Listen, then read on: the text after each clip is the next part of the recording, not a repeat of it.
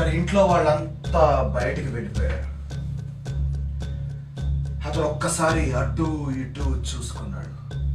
కామేష్ ఒక్కడే ఉన్నాడు. అతని మనసులోకి ఒక్కసారిగా విచక్షణ కోల్పోయిన ఒక సిగ్గులేని ఆలోచన కలిగింది.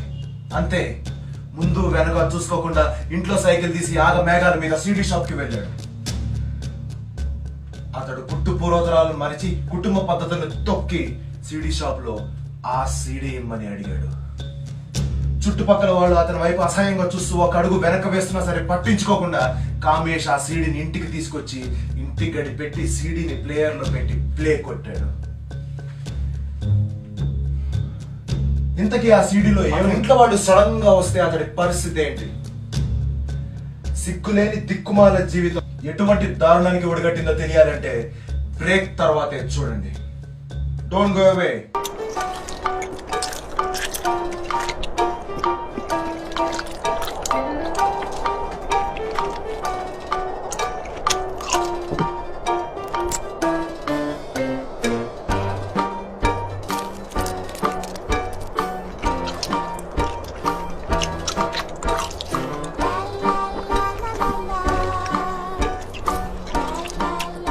Starburst.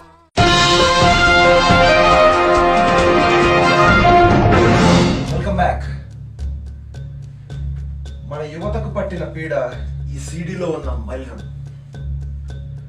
కొంతకాలం ఆకులేని దిక్కుమాల జాతి ఈ సీడీలకి బలిపశువులు అయిపోతున్నాయి.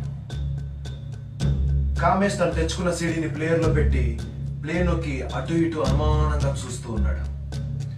సిగ్గుతో చావాల్సిన తన చేతులు చెమట పట్టినాయి.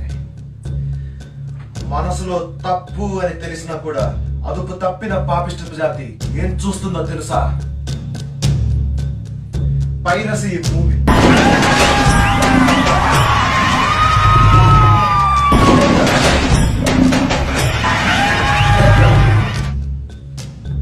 మీ ఫేవరెట్ హీరోలు చావు డప్పుల సౌండ్ క్వాలిటీ మధ్యలో సినిమా అంతా వాళ్ళ వాయిస్ ని ఫోన్ నుంచి రికార్డ్ చేస్తున్నట్టుంటే మీరు చూస్తారా? లేక హై డెఫినేషన్ లో చూసి కొన్ని వందల మంది వేల మంది కడుపు పట్టకుండా ఉంటారా? Choice is yours. Stop piracy.